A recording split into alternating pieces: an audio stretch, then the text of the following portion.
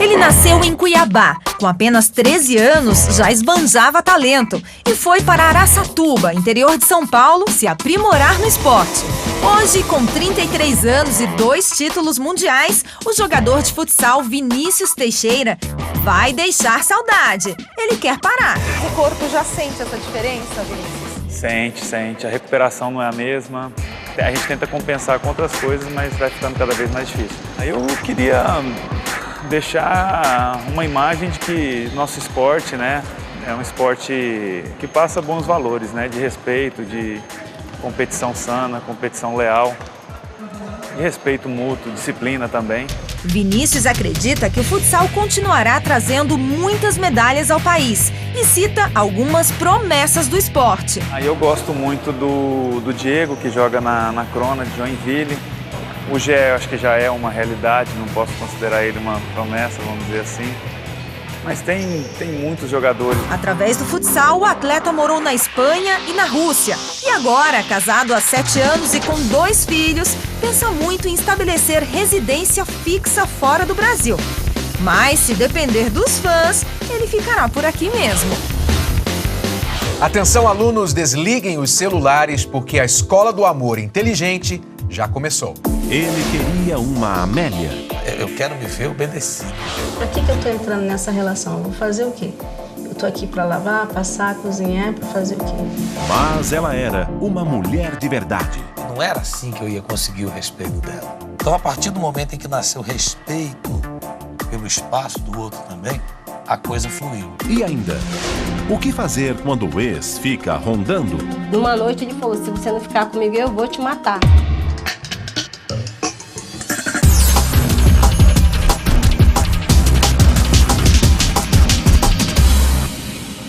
Você sabe o que é ser uma Amélia?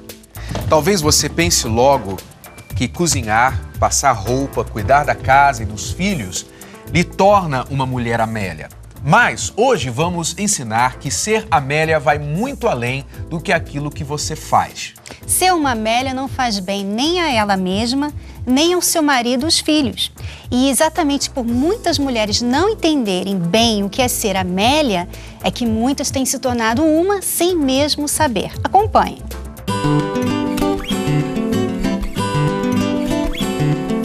Mulher de verdade, desinteressada, que cuida da casa e da família.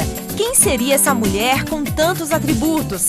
Será que a Amélia existiu ou não passa de uma lenda?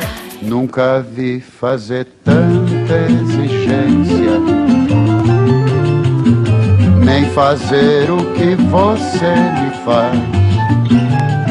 No samba de Mário Lago e Ataúfo Alves, Amélia era um exemplo de mulher.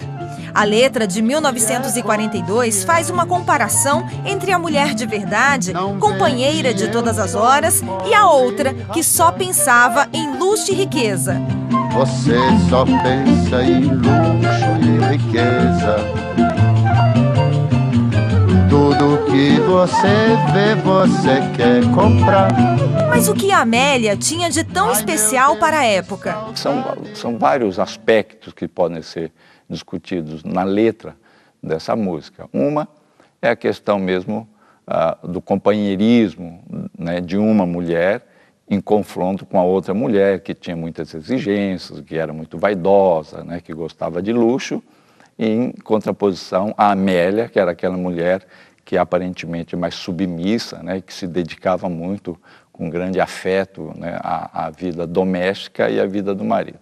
A música deu samba e a Amélia, que está aqui do meu lado, que é vendedora, sabe muito bem essa canção, né, Amélia? Todas as vezes que alguém me via, sempre cantava um pedaço dessa música, né? A Amélia, que era mulher de verdade, né? Os seus pais se inspiraram na música para colocar o nome em você? Um pouco foi a música, mas o meu pai colocou mesmo em homenagem à minha avó, né? Que era a mãe dele, né? Mas será que a Amélia de antigamente, que suporta tudo ao lado do marido, se encaixa nos dias de hoje? Sou uma mulher de verdade, né? Só que eu não sou aquela Amélia de antes, né? Hoje eu sou uma mulher moderna, né? Que eu trabalho, eu estudo, né? Eu cuido da casa, eu faço várias coisas, né? E os homens ainda estão esperando uma Amélia para casar? A maioria está procurando a Amélia de hoje, a Amélia moderna, que ajuda na casa. Amélia não tinha tinha a menor vaidade. Amélia que era mulher de verdade. Você acabou de ver agora a história de onde surgiu esse termo Mulher Amélia. Mas nós vamos um pouquinho mais longe e dizermos que não é bem só isso, né? Muitas mulheres são Amélias ou homens acabam fazendo suas mulheres verdadeiras Amélias sem nem saber disso, né? Como pode, né? Você ter uma parceria com uma pessoa que é anulada na parceria. Não tem como ser uma parceria, né? E muitos casamentos, infelizmente, sofrem com isso, né? Então, você vai entender um pouquinho mais e nós temos aqui um casal de convidados que vão contar bem a sua história a esse respeito. Mas, antes disso, vamos conhecer mais sobre a história deles, do Guaraci e da Thaís. E eles tiveram criações diferentes e depois do casamento, por ele agir como um sargento, queria que a sua esposa fosse como uma Amélia. Acompanhe. Vocês se casaram jovens, né? Com quantos anos, Guaraci? 21 anos. 21 e você, Thaís? Eu tinha 24, 25 anos. Você consegue dizer, assim, mais ou menos quanto tempo durou essa fase de adaptação? 1 ano e meio, mais ou menos, para 2 anos. Imagine, a Thaís, filha de uma família de 4 irmãs. Então imagine, 5 mulheres dentro de casa e um homem. 5 contra 1, elas deitavam e rolavam, né? Não tinha argumentação, não tinha contestação. O pai, com 5 mulheres em casa, ele tratava todas elas a pão de ló. O que para ele era comum, para mim não era. Falar mais alto, né? O que para ele, um grito mais estridente, nós não estávamos acostumados. Eu nunca apanhei. Meu pai nunca me bateu, minha mãe... Eu me lembro poucas vezes, se ela me deu uns 2, 3 tapas, foi muito.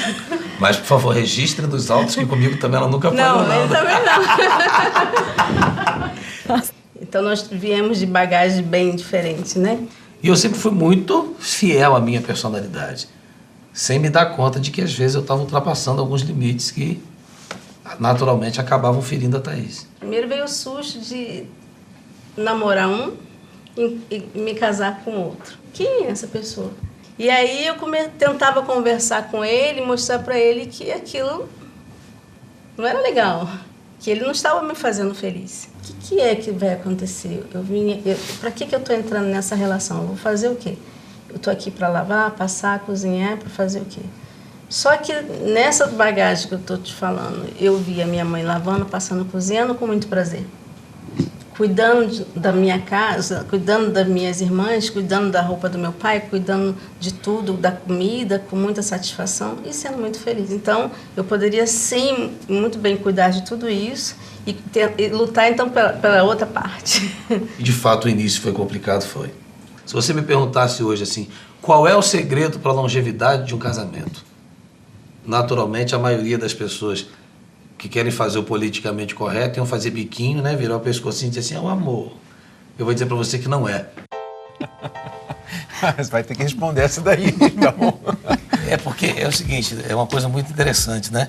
Sempre há quem diga que é o amor, mas a gente tem visto, e o nosso caso é um caso muito próximo disso, de amor, mas um amor que quase não vingou, porque é aquilo que eu sempre falo, o amor, ele é um sentimento puro, verdadeiro, mas ele não sustenta uma relação quando ele não tem, ou ele não vem de mãos dadas com alguns ingredientes muito importantes. E a maturidade é o principal deles. E esse, inclusive, eu acho até que foi um benefício dela. Ela teve problemas comigo por ter casado com um homem imaturo, não um mau caráter. Porque você imagina, se eu fosse um mau caráter, ela estava perdida. Porque eu era realmente muito sisudo e, como eu falei ali, fiel às minhas convicções errôneas. Porque você imagina, eu nunca tive pai. E digo nunca tive pai na expressão plena do termo, porque eu sou fruto de uma relação de adultério. Na realidade, meu pai já era casado. Inclusive, eu tenho irmãos que são mais velhos do que minha mãe na idade. E minha mãe era uma relação extraconjugal.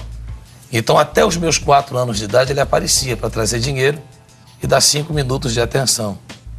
Com 4 anos, ele foi embora. E até que ela adquirisse um novo marido, e esse um senhor exemplo, mas quando esse senhor exemplo entrou na nossa vida, já me pegou marginalizado, cheio de ódio, O meu sonho de consumo de criança, inclusive, era matar meu pai pelo que fez com a minha mãe. O meu conceito de família era absurdo. Então era eu, 3 irmãs, eu o único macho da casa, fui trabalhar cedo.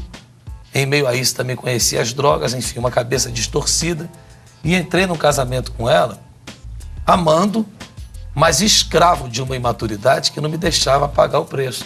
Então, na realidade, os 2 primeiros anos de casado, na mãozinha aqui, foi queda de braço. Queda de braço. Você disse que namorou com um e casou com outro. Como é que foi exatamente isso daí? Porque ele era muito romântico. Era rosas, né? Que nos dava, era uva. Uva. Ó, Thaís, fulano mandou um cacho de uva pra Igual você. Cleópatra, né? Mandou uma rosa pra você. E às vezes eu estava trabalhando, né? No lugar que eu trabalhava, ele aparecia do nada. Eu era muito cercada de atenção. Durante esse período do namoro, nós nos afastamos. Ele foi trabalhar num outro estado. E mesmo assim, por telefone, eu não tinha paz. Então, eram muitos cartões, muitas cartas, muitos telegramas e o telefone 2 vezes por dia. Quantos anos de casado vocês têm agora? Vamos fazer 24 em março. 24 anos. Então, aí quando ele casou, ele mostrou o lado sargento dele, foi isso? Sim. Então, quer dizer, aquele homem tão romântico, tão apaixonado, de repente se mostrou uma pessoa que só queria receber. A atenção minha para ele era toda. E não tinha. Não tinha um troco. Não tinha um retorno. Não tinha um retorno. Mas né? por que, Guaraci? Você... o que você estava querendo alcançar com esse comportamento tão diferente, radicalmente diferente do namoro? É imperceptível. Quando você tem, como eu falei, uma ideia muito fixa a respeito de alguns temas. E era o meu caso com relação ao casamento. Eu não tinha dúvida do que sentia por ela. Eu só achava que o casamento tinha que se conduzir com a configuração que eu tinha estabelecida dentro da minha cabeça. Qual era ela? A de que, por exemplo, ela tinha que ser sempre a parte que contemporizava e compreendia as minhas lutas, a minha falta de tempo, enfim. Que cedia.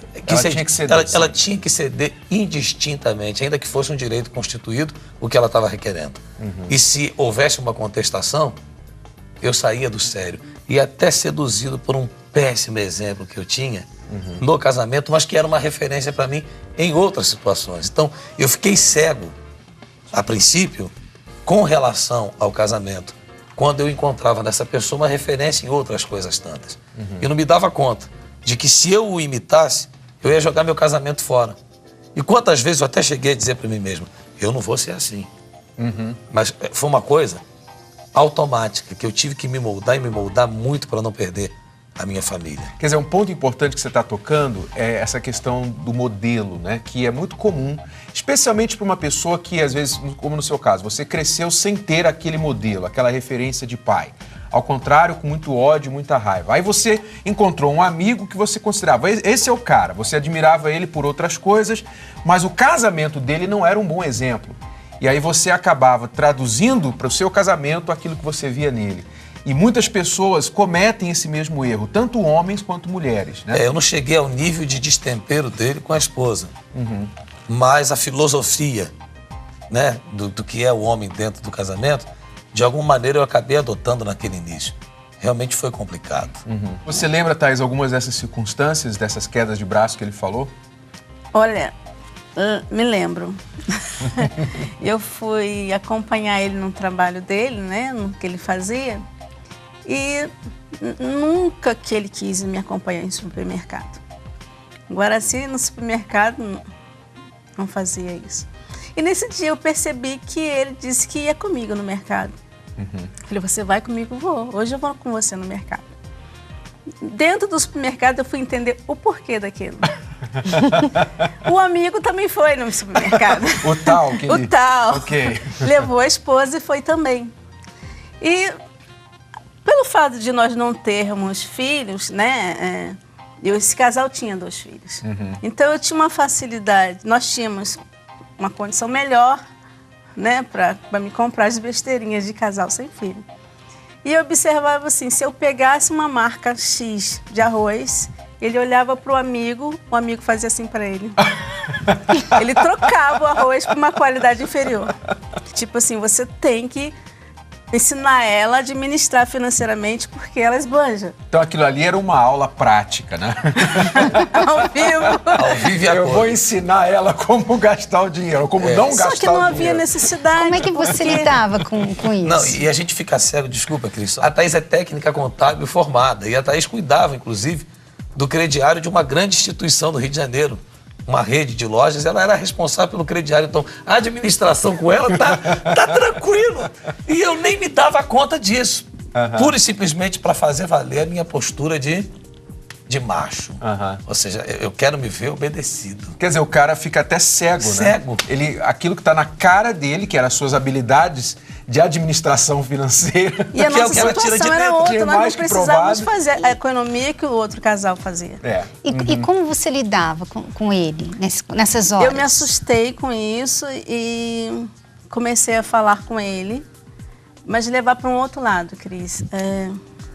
O relacionamento desse outro casal. Eu, próxima deles, né, eu comecei a observar toda essa agressividade que a gente está relatando para você, mas eu procurei saber o início deles dois. Como foi que eles iniciaram? Como foi o namoro?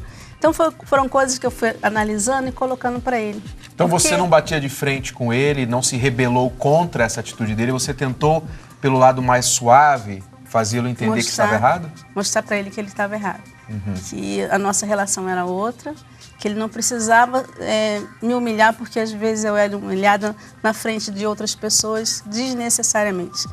Só mesmo para ele se pontuar como o líder da casa. Eram coisas bobas, assim, se eu quisesse tomar uma água, uma coisa... Não, você não vai beber água. Para que você vai beber água agora? Mas se de repente... Você tinha medo de desagradar ele? Tinha, até mesmo por causa das palavras, né? E aí você acaba, de certa forma, freando naquilo que você pensa, naquilo que você acredita. Agora, se você, olhando para trás agora, naquela época, o que você pensa a respeito daquele seu comportamento, em termos de, por exemplo, insegurança? Porque eu vejo que muitas vezes o homem, ele aparenta, ele dá uma imagem de macho, de o cara, o tal... Mas, no fundo, por trás disso está uma insegurança, porque, como você falou, havia um medo de que, se você não fizesse assim, ela tomaria a frente. O que você pensa a respeito disso? É uma coisa interessante, né? O que eu penso disso, hoje eu tenho certeza absoluta de que, além de inapropriado, é um comportamento completamente desnecessário. Mesmo porque já ficou provado isso é provado em qualquer lugar, que a autoridade não é imposta, é reconhecida. E como gestor da minha família, não era assim que eu ia conseguir o respeito dela. Mas é aquilo que eu falei para vocês. Foi muito rápido e ainda bem, porque no fundo, eu sempre quis me acertar com ela. Mesmo porque eu sempre ouvia das pessoas que, no que se refere à família, a casamento, a vida sentimental, sempre vinha alguém dizer assim: poxa, Guaraci, você tem um discurso tão bacana de família, de vida amorosa e tal. Você tem uma ideia tão legal do que é a família. Quando eu lembrava de como eu saí de casa e deixei ela, aquilo ficava um peso na consciência. Eu falei assim: meu Deus, fulano disse para mim que eu falo tão bem de família, que o meu discurso é tão perfeito, e eu deixei uma esposa entristecida para trás. Então, na realidade, aquele peso na consciência ajudou muito para que esse tsunami fosse rápido, né? Foi uma coisa voluptuosa, mas muito rápida, porque a gente conseguiu abrir a cabeça bem rápido. E aí, por volta de 2 anos e meio para 3 anos, isso já foi amenizando. Porque também nasceu 2 coisas importantes aí, que é bom também deixar claro isso. Eu sempre fui muito bem-humorado, e é isso que a deixava incomodada, porque eu sou muito gaiato. Dentro desse casamento aqui, o piadista sou eu, quem encarna sou eu, quem brinca sou eu. Você vê que eu não consigo parar de rir. Em condições normais, até de acidente, eu tô rindo. Então, isso é que deixou ela incomodada, porque aquele realmente não era o Guaraci. Mas 2 coisas me foram fundamentais para vencer. Primeiro, não aceitar a interferência de terceiros. E outra coisa importante, quando ela também, e aí vale a pena dar um puxãozinho de orelha, quando ela entendeu que, por exemplo, para a gente ser feliz, além da minha maturidade, ela também precisava respeitar a minha personalidade, porque isso ninguém ia mudar. Eu até costumo dizer para as pessoas que Deus muda caráter, na personalidade nem Ele toca. O dia que ela conseguiu me respeitar e amar como eu sou e eu idem, funcionou. Então, a partir do momento em que nasceu respeito pelo espaço do outro também, a coisa fluiu. Agora, olha só, para os homens, né, você homem, ter uma ideia de como é ser tratado como Amélia, olha só, com vocês, o homem Amélio. Ah, não. Luiz Henrique! Luiz Henrique! O que foi, meu bem? Você ainda não aprendeu que lugar de lixo não é na sala? E que o lixo não vai caminhando sozinho até o portão da casa? Eu sei, meu bem, eu só coloquei aquilo pra não me esquecer. Tudo bem, não precisa ficar brava comigo, tá? Eu já tô tirando. Desculpa, amor.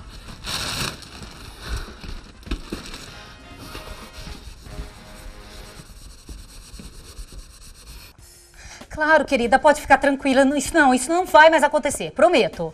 Tá bom, muito obrigada, viu? Tchau. Cadê o Luiz Henrique? Luiz Henrique! Luiz Henrique! Ai, o que foi, meu anjo? A inspetora do Colégio das Crianças acabou de me ligar. A Laurinha e o André chegaram atrasados de novo na aula. Ai, meu Deus. Luiz Henrique, quando é que você vai aprender que tem que sair mais cedo de casa com as crianças? É que o dia foi corrido hoje, amor. Pelo amor de Deus. Olha, eu tive pensando, eu acho melhor eu voltar a trabalhar fora de casa. Mas Luiz Henrique, quem vai cuidar da casa e das crianças, meu amor? Amorzinho, você sabe que o trabalho de executiva numa empresa tem uma carreira brilhante. E a sua? Você é um simples operário. Me fala, de onde é que nós vamos tirar dinheiro para sustentar essa casa? Do seu dinheiro de operário? Amor, você não precisa parar de trabalhar. A gente pode contratar uma empregada, eu posso fazer um curso e crescer profissionalmente. Mas que ideia de jirico. O quê? Fazer curso. A essa altura do campeonato. Sim. Você já está com 37 anos, né, Luiz? E daí? Ai, amor, esquece isso, vai. Nós somos tão felizes juntos, assim, do jeito que tá, né? Ai, querido. Você sabe que eu recebi um post hoje que é a sua cara? Jura? É. Fala sobre o quê? Deixa eu ver, peraí. Tá. Matar um leão por dia é fácil. Difícil é desviar das antas. Você sabe que eu também tenho algo a compartilhar com você, amor. Mesmo? Fala muito bem da nossa relação. Jura? Me fala que tô curiosíssima. Finge-me de burro pra não ser incomodado por gente que finge ser inteligente. A partir de agora, a vaga de Amélia está desocupada nessa casa. Fui! Quer dizer, vale para os dois lados, né? A mulher pode fazer o homem um Amélio e o homem também fazer a mulher. E nenhum dos dois vai gostar. O marido, às vezes, impõe e vai anulando a esposa, aos pouquinhos. De repente, ele tem uma pessoa ali ao lado dele que não tem opinião, que não sabe o que quer, que não sabe nem dirigir, às vezes. Faz da pessoa um escravo, um servo, somente para lhe atender em algumas necessidades, mas sempre se acha superior. Eu acho que essa é a palavra que muitas vezes mata o relacionamento. É quando um se acha superior ao outro, seja intelectualmente, seja profissionalmente, de qualquer área. Você acaba fazendo a outra pessoa se sentir diminuída, né? É verdade, é uma coisa horrível. Porque aquilo que eu te falei, pior até, eu hoje entendo que pior até do que o que eu causava a ela, era o que eu causava a mim. A ideia de deixá-la para trás e ir trabalhar angustiada fazia o meu dia ser um terror. O que aconteceu depois de 2 anos que finalmente... A ficha caiu. Para você, o que fez você mudar a sua visão da mulher ou do homem no casamento? Foram muitas coisas. Em dado momento, nós precisamos morar com esse casal que eu tinha como referência. E uma imagem me assustou demais. A do cidadão chegando em casa depois de uma caminhada e quis tomar um refrigerante. O refrigerante estava quente. Ele procurou gelo, o gelo não estava.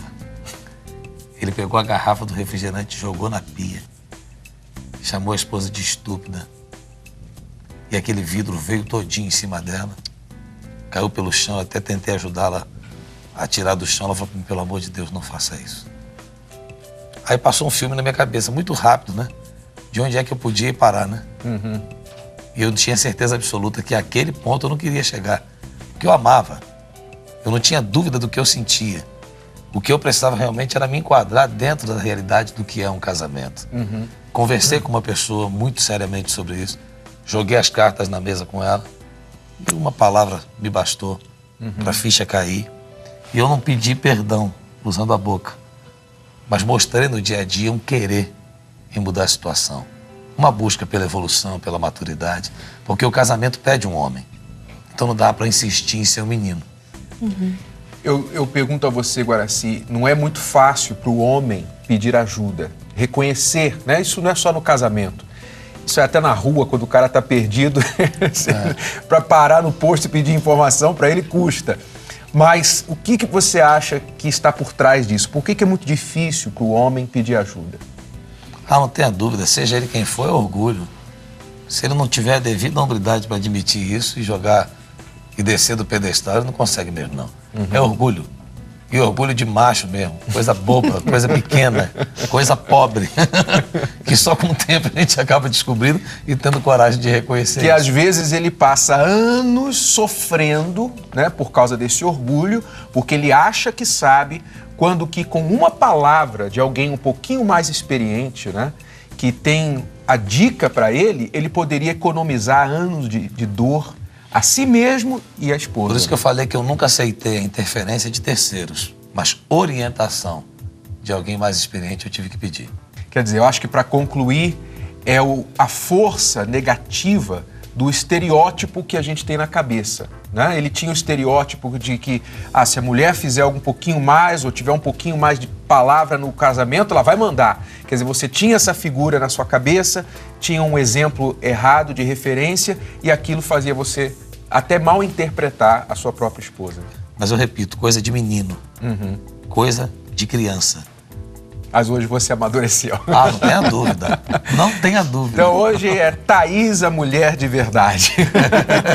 não mais Amélia. Obrigado pela participação de vocês. Obrigado a você, Renato. Obrigado, Cris. Tá bom? Sucesso. Continue aí firme, sempre dando exemplos para os próximos casais que vêm atrás de vocês. E para quem está vivendo uma situação semelhante da Thaís, preste atenção nas dicas de hoje. Exatamente. Olha só. O chefe da casa, ele não impõe respeito, ele conquista. Como disse o Guaraci, respeito é reconhecido, autoridade é reconhecida e não imposta. E a diferença entre a esposa auxiliadora e a mulher Amélia é que a esposa auxiliadora soma e a Amélia diminui. Você não precisa ser uma Amélia para cuidar da casa e dos filhos. Quem ama a sua família tem prazer de fazer isso. Então não é isso que qualifica uma Amélia. Preste bastante atenção, porque nós não estamos dizendo aqui que você deve deixar os afazeres domésticos porque isso lhe faz uma Amélia. Não, cuidar da casa é algo que tanto o marido quanto a mulher devem fazer com prazer que eles têm pelo lugar que vivem. E num casamento feliz, não se anula o seu cônjuge. Concluindo, ambos, marido e mulher, precisam de respeito e admiração, estejam eles trabalhando em casa ou fora. Daqui a pouco, o seu ex continua por perto e a sua vida amorosa empacou? Numa noite ele falou, se você não ficar comigo, eu vou te matar. Saiba como resolver isso. No laboratório de hoje, um casalzinho que está passando por algo semelhante ao que o Guaraci e a Thaís já superaram. Acompanhe. Daiane, de 21 anos, e Reginaldo, de 25, estão casados há 3 anos. Um dos problemas enfrentados por eles é a vontade extrema de Daiane agradar seu marido. Uma das coisas que me incomoda em você é que eu que tenho que sempre ir no mercado, fazer as coisas de casa. Eu acostumei com isso, porque desde quando a gente casou, no começo, por falta de que você não sabia direito administrar o dinheiro que vinha na sua mão, eu sempre deixei isso na sua responsabilidade. Pra mim é chato. Então, eu não sabia que isso te incomodava tanto. Comprei um sapato pra você. Aquele dia eu fiquei chateado, mas passou. Que eu comprei, você fez questão de 2 dias depois trocar, ainda trocar por um sapato inferior e uma blusinha. É chato você dar um presente ou alguma coisa pra alguém que ama e depois ela ir lá trocar. Mas essa não foi minha intenção. Então, desculpa, mas não foi minha intenção. é que eu sempre acostumei assim, eu vou vestir, será que vai gostar? Tudo que eu quero vestir, tudo que eu quero pôr, eu quero que seja do seu gosto. Então eu acabei esquecendo do meu gosto, sabe? Quando eu quero pegar, por exemplo, eu vou pegar um sapato pink. Se você não gostar, se você falar pra mim que não gosta, eu já quero lá trocar, entendeu? Eu não tenho coragem de colocar o que eu gosto sem te desagradar. Mas o seu problema é esse. Você já não me elogia mais, já não como antes, né? Antes, pra você eu era mais linda, você me elogiava, me admirava. Agora não mais, não precisa mais disso. Eu percebo que você arrumou o cabelo, eu percebo que você tá com uma roupa legal pra me agradar, só que eu não demonstro o jeito que é pra demonstrar. Eu sei que precisa demonstrar, mas você também precisa me ajudar. Então, Daiane e Reginaldo, algumas questões que vocês dois têm que prestar atenção. Primeiramente, a questão da Daiane, que ela falou que ela já nem se arruma pra agradar a ela, já não tem mais coragem de demonstrar, expressar os próprios gostos, né, para se vestir, mas ela faz isso pensando em você, no que vai agradar a você, Reginaldo. Isso não é bom nem para ela e nem para você. Por quê? Porque ela acaba sendo uma mulher anulada, uma mulher que está somente preocupada em obter o balanço da cabeça do marido. Ah, se o marido balançou a cabeça e fez assim, então ela está feliz. Isso não é bom, porque mesmo que ela esteja fazendo isso para agradá-lo, ele não tem certeza e nunca vai ter a certeza se ela está fazendo só para agradá-lo ou se aquilo é um prazer. Então não é bom nem para ele e nem para ela, porque ela não está sendo natural, não está sendo quem ela é. Aí você entende por que a demanda dos seus elogios.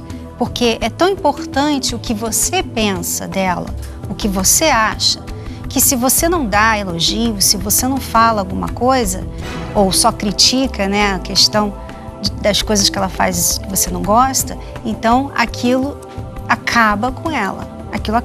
Então, a insegurança da Daiane gera outros problemas, né? Quando a pessoa é insegura, ela pensa um monte de coisas. Então você tem que deixá-la e ajudá-la a desenvolver a autoconfiança. Como ela faz isso? Você tem que deixá-la tomar decisões. Você tem que deixá-la fazer escolhas, mesmo que às vezes essas escolhas não sejam exatamente aquelas que você faria se você estivesse no lugar dela. Você tem que entender, Reginaldo, que ela não é você. Então você não pode esperar dela o mesmo comportamento que você teria.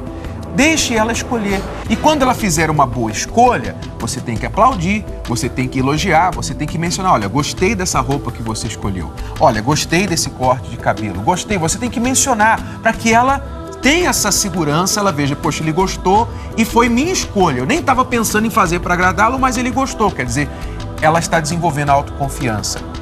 E você não pode ficar também esperando que ela venha ler a sua mente, porque você guardou, por exemplo, a questão do presente, que ela foi lá e trocou, você falou para ela falou para você, eu não sabia disso. Quer dizer, você às vezes espera que ela leia a sua mente, que ela adivinhe as coisas que você está fazendo e que você não está feliz de fazer, como ir ao supermercado, que você também acabou de falar e para ela foi uma surpresa.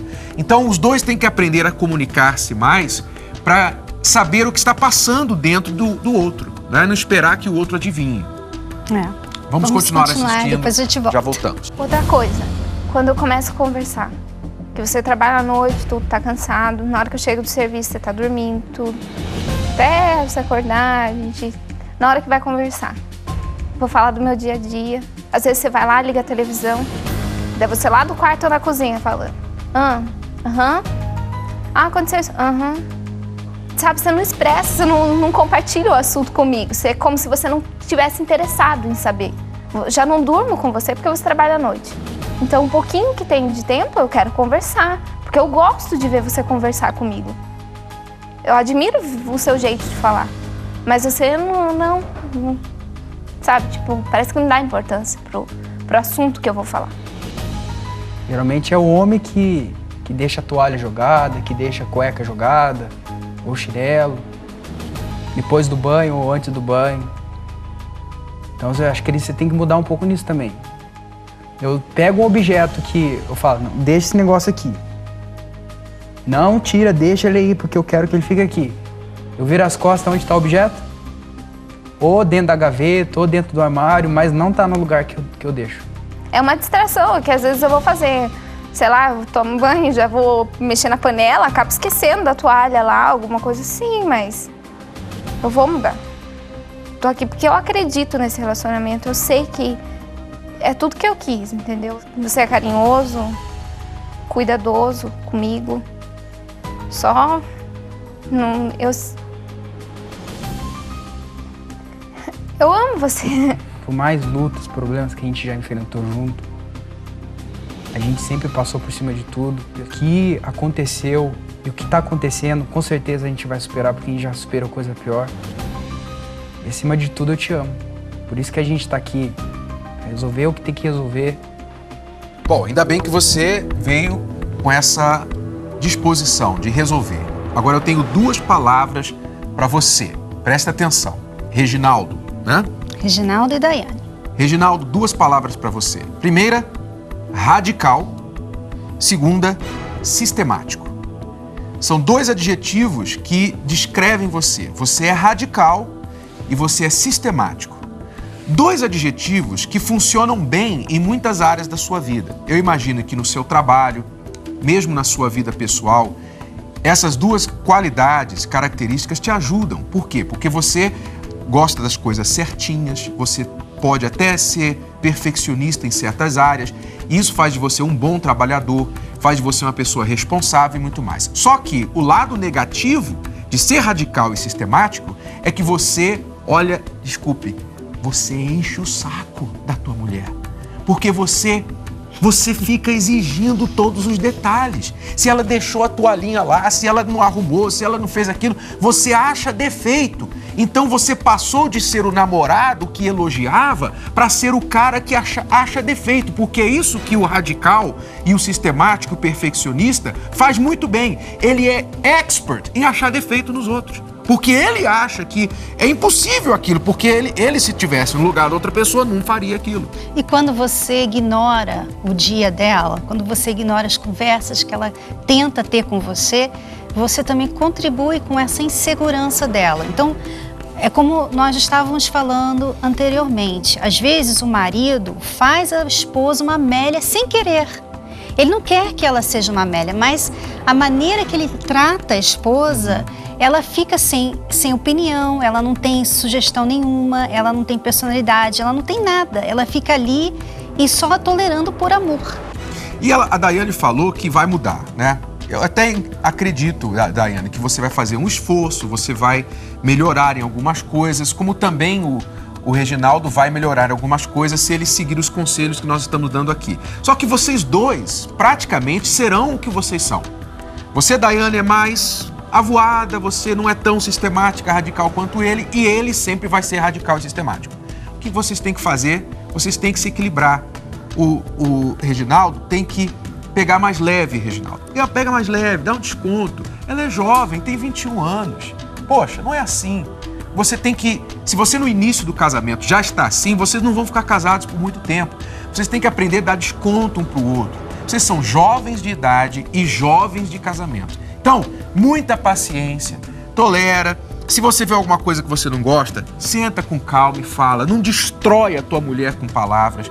A tua mulher estava quase chorando aí, falando dos problemas. Parece que ela tem medo de você. Não é isso que você quer numa mulher. Você não quer que a tua esposa tenha medo de você. Então, muito carinho, muito, sabe, paciência, palavras doces e tal, para ela poder se soltar e crescer. Você vai ser mais feliz assim do que você tem sido agora, tá bom?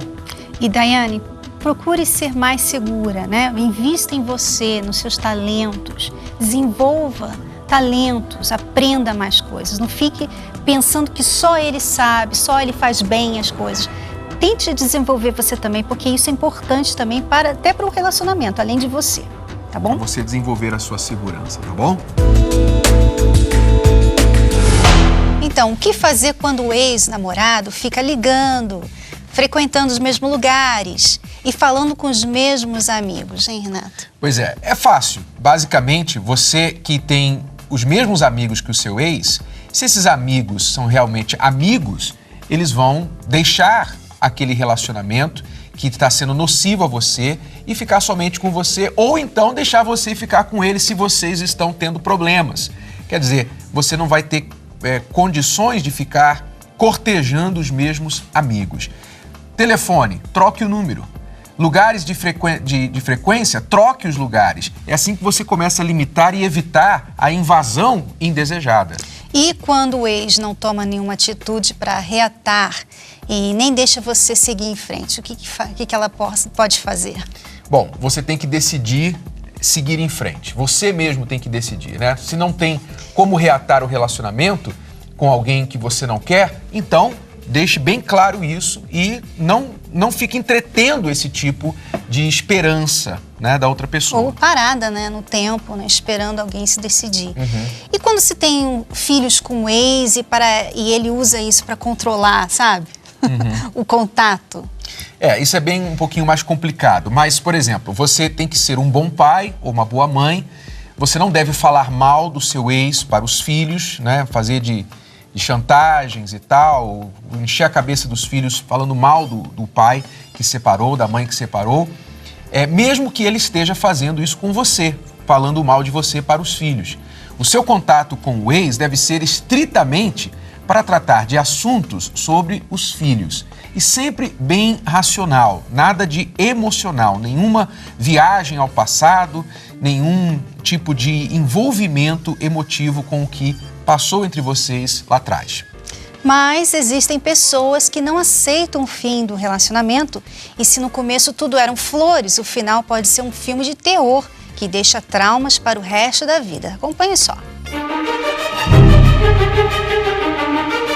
Mara, era sempre assim, assustada? Era. E você viu que eu ainda tenho um pouco disso. Até hoje você anda um pouco assim? Tudo que eu for fazer assim, alguma coisa sempre ainda mexe comigo, sabe? Não, os primeiros 3 anos foi muito bom, né? Tudo maravilha. Depois dos 3, só briga mesmo. Eu comecei a ficar extremamente nervosa. O motivo era básico, qualquer coisa. Eu ia pra academia, vinha com a sobrinha dele e tava tudo bem. Aí ele ficava falando, o que você fez lá, não sei o que mais, começar aqueles ciúmes. E vai na padaria em tantos minutos, se você não chegar eu vou te pegar. Então eu andava sempre com 38. Foi assim que ele disse, numa noite ele falou, se você não ficar comigo eu vou te matar. Então foi aí que eu comecei a dormir no banheiro, era muita. Chegou uma hora que eu não aguentei, ninguém aguenta isso. Eu já entrava no portão com medo. Todo dia a mesma coisa, não tinha diferença, entendeu? Aí foi quando a gente saiu dessa casa, falou, a casa eu acho que é o problema, então vamos sair da casa. E a gente mudou para esse lugar. E com uma semana que a gente estava nesse apartamento, ele sumiu. Aí eu fiquei desesperada, procurando onde que ele está, onde que ele não está, né? E sumiu. Aí ele disse que estava dando um tempo para ver o que ele queria da vida dele. Só que com isso ele já estava com outra pessoa também. E eu fiquei na depressão, tentando suicídio. Comecei a sair com as minhas amigas. Aí elas falaram assim, mas Mara, não tem jeito, você tem que arrumar outra pessoa. Só uma outra pessoa que vai esquecer essa. Tá bom, tanto que assistiu eu conheci. Aí no começo foi tudo de novo, né? Foi tudo bom, mas chegou um tempo também que do mesmo jeito, eu vi encaminhando para a mesma situação, sabe?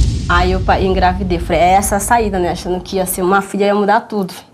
Aí engravidei, tive a minha filha, foi pior, porque ele arrumou outras pessoas. Um dia eu pedi R$10 a ele, falei assim, me dá aí R$10, e ele falou assim, se você for dormir comigo, eu te dou o dinheiro, te dou até mais, você tem que deixar eu dormir com você. Então nesse dia as lágrimas desceram, eu falei, hoje você sai de casa, hoje não vai dar mais. Vamos supor que no domingo eu ia almoçar com uma amiga lá na churrascaria.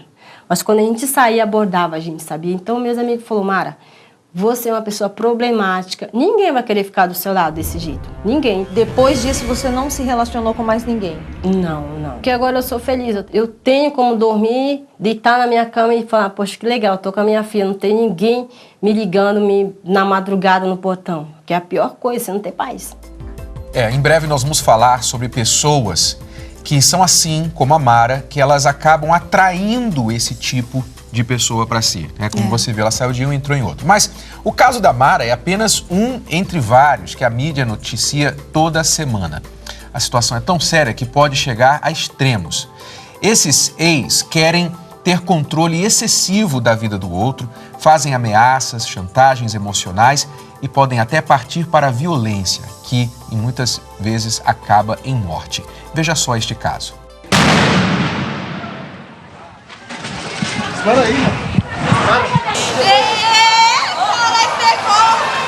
101 horas. Este foi o tempo que Lindenberg Alves manteve Eloá Pimentel em cárcere privado sob a mira de 2 armas.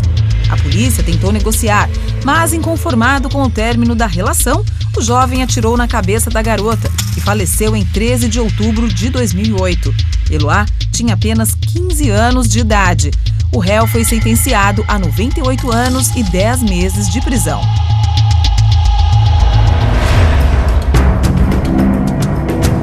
Em 1997, Pimenta Neves e Sandra Gomide, ambos jornalistas, se conhecem e começam a namorar. Ela, 29, e ele, 60 anos de idade.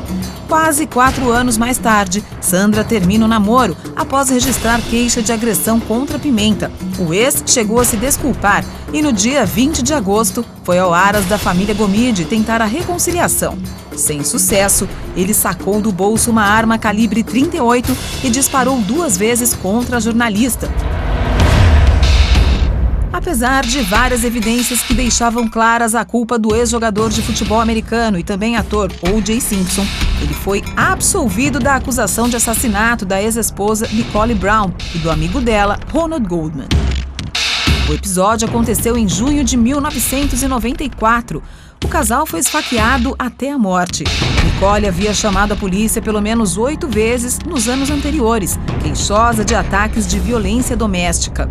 O julgamento foi um dos casos criminais mais televisionados na história dos Estados Unidos. Ao que tudo indica, a não aceitação do fim é um caminho perigoso que normalmente não acaba bem. São casos tristes, difíceis da gente assistir, mas uma realidade que muitas vezes começa com um relacionamento que nunca deveria ter iniciado, né? A gente vê que às vezes a pessoa está num namoro, está num cortejo, no momento inicial da relação e ela já percebe certos sinais de agressividade, certos sinais de instabilidade na pessoa, na outra pessoa que é agressiva. Então, em casos assim, é sempre bom a pessoa, logo de início, limitar que esse relacionamento continue, impedir que continue, porque quanto mais longe, mais fundo ela vai, mais difícil fica sair depois.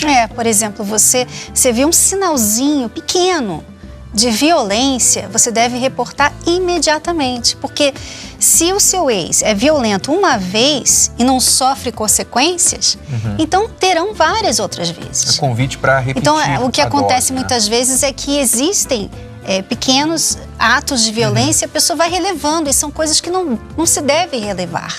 Então, você tem que procurar evitar, não entrar em relacionamentos assim. Se você já está, você então tem que denunciar, tem que buscar apoio. E não pense que a separação é algo que talvez não é uma opção para você, porque você teme o pior.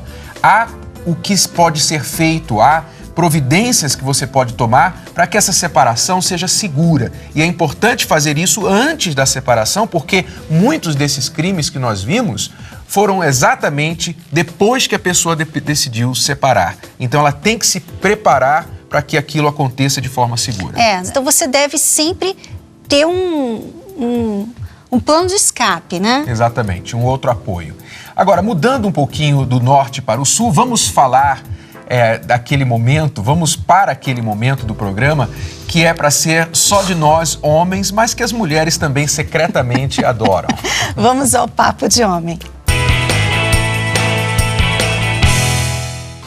Esse avião tá atrasado, né, Renato? Ainda dá tempo pra gente terminar de ilustrar aqui e ganhar tempo. Você vê, não é difícil agradar a mulher, né? Até me lembro de uma piada. O cara acordou de manhã, uma ressaca danada, né? Daquelas, dor de cabeça e tal. Ele olha pro lado assim, ele encontra uma rosa vermelha, um bilhete e ele com o olho roxo. Ele abre o bilhete e lê e diz: meu amor, bom dia. O café tá na mesa, eu fui às compras para fazer o jantar preferido que você tanto gosta. Já volto, te amo. não entendeu nada, pegou a rosa, o bilhete, foi na cozinha, tava lá, café da manhã, tudo feito, tudo esperando por ele, e o garotinho dele, de 8 anos, esperando ele para tomar um café junto. Ele olha o café, olha o garoto e fala assim: Joãozinho, o que aconteceu ontem à noite? Ele falou: pai, você chegou bêbado, como sempre, tropeçou, bateu o olho nessa cadeira aí, e aí foi isso que aconteceu. Aí ele falou assim: e por que tua mãe me deixou essa rosa vermelha com esse bilhetinho? Aí ele falou assim, o garoto falou: porque ela tentou te arrastar pro quarto, quando jogou você na cama, foi tirar sua roupa para você poder dormir, e toda vez que ela tentava tirar a sua camisa, você lutava ela e dizia: não, me deixa, que eu sou casado. Até bêbado ele era fiel. Até bêbado ele era fiel. E a mulher gostou só por causa disso. Não podia ter esquecido o olho roxo. Quer dizer, se o cara é fiel, ele já tá fazendo mais da metade do trabalho, né? E tem homem que não consegue nem dar isso pra mulher, né? E a fidelidade é importante porque é a base de tudo e que traz segurança ao relacionamento. E às vezes o homem, ele não contribui, porque ele tem atitudes e comportamentos que faz a mulher desconfiar dele são, né? Imagine bêbado.